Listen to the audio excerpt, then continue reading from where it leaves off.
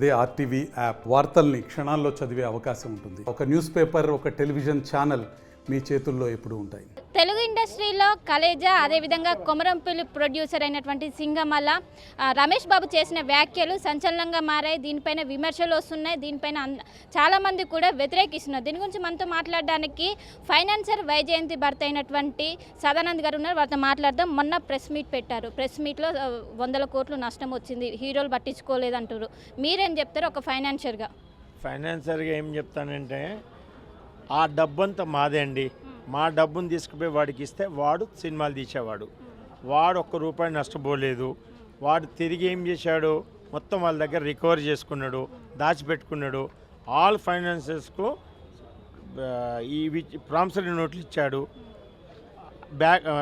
Way forward అని చెప్పాడు. ఇంతవరకు ఇచ్చింది లేదు, సచ్చింది లేదు. వాడు ₹1 కూడా నష్టపోయి వాడు చెప్పిందంతా అన్ని అబద్ధాలు. ఏ హీరో కానీ ఏ డైరెక్టర్ కానీ వాళ్ళు గొప్పలు తప్ప వీడు వాళ్ళను అనవసరంగా బ్లేమ్ చేశాడు, బ్యాక్ స్టాప్ చేశాడు. ఇది నా పర్సనల్ వ్యూ. కానీ మహాబలిపురంలో 10 ఎకరాలు అమ్మి నేను డబ్బులు సంపాదించాను, కానీ అది అక్రమంగా సంపాదించారంటూ కూడా వేసారు. దీనిపై న్యాయ పోరాటం చేశానంటూ అందులో మీ 5 ఎకరాలు కూడా అసలు అక్కడ ఏం జరిగింది మహాబలిపురంలో? 5 ఎకరాలు నాకు రాసిచ్చాడు, కానీ అంతకుముందే ఫ్రిడ్జ్ చేశాడు కాబట్టి దానికి నాకు చేయలేదు. వాడి దగ్గరే 10 ఎకరాలు ఉంది, నాకు 5 ఎకరాలు ఇవ్వలేదు. బట్ అగ్రిమెంట్ మాత్రం చేశాడు. ఇదే కదమ్మా అగ్రిమెంట్. అంటే ఎప్పుడు చేశారు ఇది? 29/9/10. అంటే మీరందరూ కలుసుకున్నారా అసలు ఏంటిది? కాదమ్మా, నువ్వు ఫైనాన్స్ తీసుకున్నా, రమేష్ ఫైనాన్స్ తీసుకున్నాడండి. ఫైనాన్స్ నా దగ్గరికి వెళ్ళి తీసుకున్నాడు కాబట్టి 5 ఎకరాలు నాకు రాసిస్తానని తీసుకెళ్ళాడు 29 September 2010. సో అక్కడికి పోయినాక ఆల్రెడీ ఈ హెస్ ప్లేజ్డ్ ద డాక్యుమెంట్స్ అంబు on 10/7/2010. So SRO said I will not do without any new link document, original document. Then we came back. That's all. The land is with him only. I lost my money.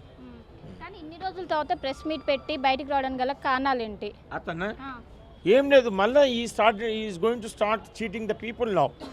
I'm going to produce the money and I'm going to produce the cinemas. I will come back. But in this case I want to tell the public not to finance single rupee to Ramesh because he is a cheater for some more than 20 years. That's it. మీకు ఎప్పుడు తెలిసింది ఆయన cheater అని? నాతోనే 2011లో తెలిసింది కదమ్మా. అప్పటి నుండి పోరాడుతున్నాను. ఎస్. సో ప్రొడక్టులో ఎంతమంది బాధితులు ఉంటారు, ఎంతమందిని మోసం చేశారు? 150 మంది బాధితులు ఉంటారు. ఫైనాన్సర్లు 15 మంది ఉంటారు. అందులో శోభన్ అని ఉంటాడు, మల్లికార్జున్ ఉంటాడు, రమేష్ ఉంటాడు, చాలా మంది ఉన్నారమ్మా. ఇంకా నేను గుర్తుపెట్టుకోవాలంటే కష్టం కాబట్టి వాళ్ళందరూ ఎంత సఫర్ అంటే అంత సఫర్. మీరు బహుశా ఇవాళ in that one they mention clearly, if you want all 150 people will come and address the meeting. కానీ 10 సంవత్సరాల కింద సినిమా బడ్జెట్ అనేది చాలా తక్కువ, కానీ అప్పట్లోనే 100 కోట్లు నష్టపోయినాయని ఆయన అన్నారు. Exactly, you are right. Though I forgotten, you given me. అది 100 crores. ఇప్పుడే 100 crores కావట్లేదు, అప్పట్లో 100 అమ్మ. Only 10-15 that is the budget. ఆ బడ్జెట్లో నేను డబ్బు ఇచ్చాను వాడికి అన్ని ఆస్తులు ఉన్నాయి కదమ్మా. ఒక్క బ్యాంక్ ₹1 ఇవ్వడు.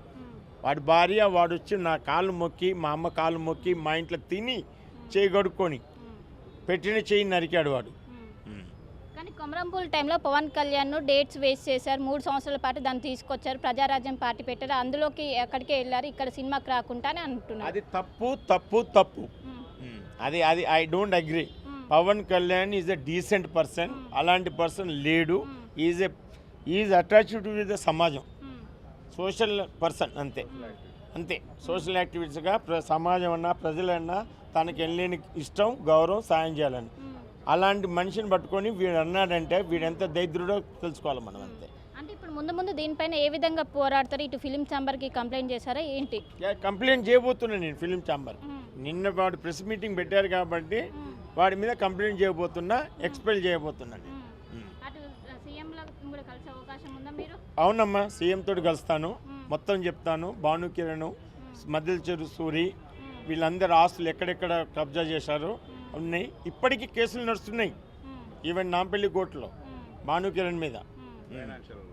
సో మొత్తం మంది ఓవరాల్గా బాధితులు ఎంతమంది ఉంటారు మీలాగా? 150 మంది ఉన్నారమ్మా. 150 మంది. 200 మంది I can say, minimum 200. All బాధితులు వాళ్ళు చిక్కి శల్యం అయిపోయారు. అంటే ప్రాజెక్ట్లో డబ్బు మొత్తం ఒక యావరేజ్ ఫిగర్కి మాట్లాడుకుంటే అది మొత్తం ఇవ్వకుండా తక్కువకి ఇచ్చేవారని, అది కూడా సి కళ్యాణ్ ద్వారా ఇచ్చేవారని అన్నారు. ఇది విమర్శలా నిజమా?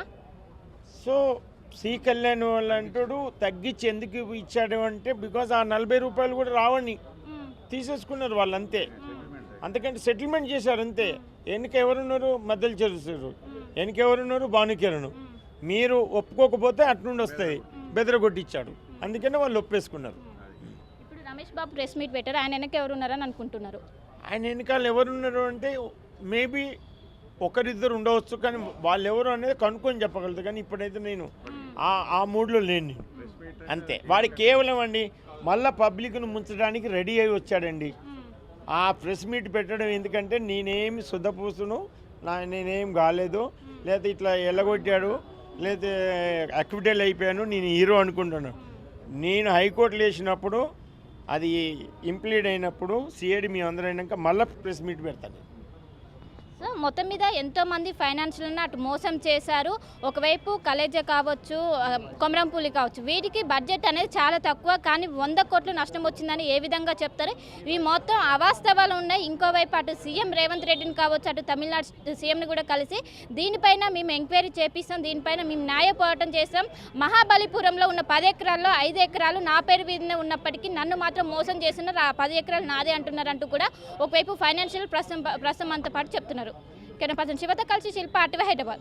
మరిన్ని వీడియోస్ కోసం ఛానల్ ని సబ్స్క్రైబ్ చేయండి. లేటెస్ట్ అప్డేట్స్ కోసం వాట్సాప్ ఛానల్ ని ఫాలో అవ్వండి. ఆ లింక్ డిస్క్రిప్షన్ లో ఉంది.